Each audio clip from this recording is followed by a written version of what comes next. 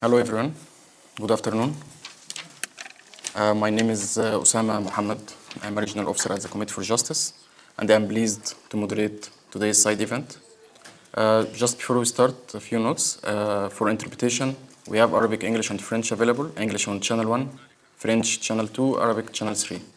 First, allow me to warmly welcome our distinguished speakers, civil society colleagues, and all participants joining us today.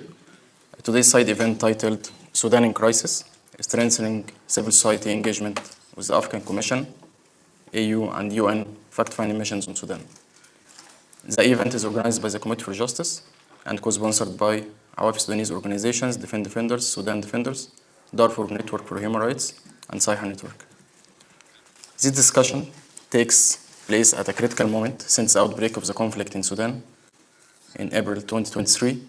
Civilians have continued to face grave and widespread violations of international human rights law and international humanitarian law, including unlawful killing, arbitrary detention, torture, and ill treatment, enforced disappearances, conflict-related sexual violence, forced displacement, attacks on civilian infrastructure, and obstruction of humanitarian access.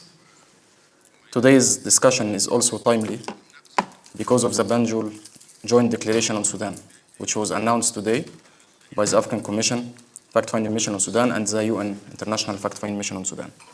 The declaration is significant because it reaffirms the importance of cooperation and coordination between regional and international mechanisms, especially in relation to civilian protection, documentation of violations, preservation of evidence, and future justice processes.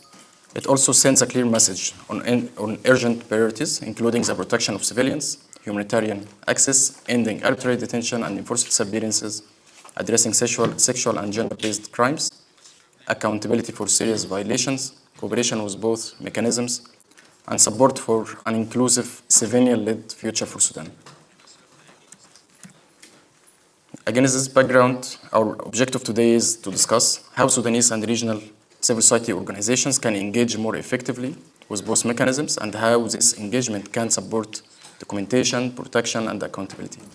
We also aim to allow our colleagues from civil society organizations the opportunity to share their documentation. We hope today's discussion will help identify clear civil society messages and practical recommendations. Without further delay, I would like to introduce and welcome Honorable Commissioner Hatem Essayem, Vice Chairperson of the African Commission on Human and People's Rights, Chairperson of the African Commission AU Joint Fact-Finding Mission on Sudan. He's also the chairperson of the Committee for Prevention of Torture in Africa and Sudan's country rapporteur. I would like to invite Commissioner Hatem to take the floor and share his reflections on the role of the African Commission, AU Fact-Finding Mission on Sudan, regional accountability pathways, and the importance of civil society engagement.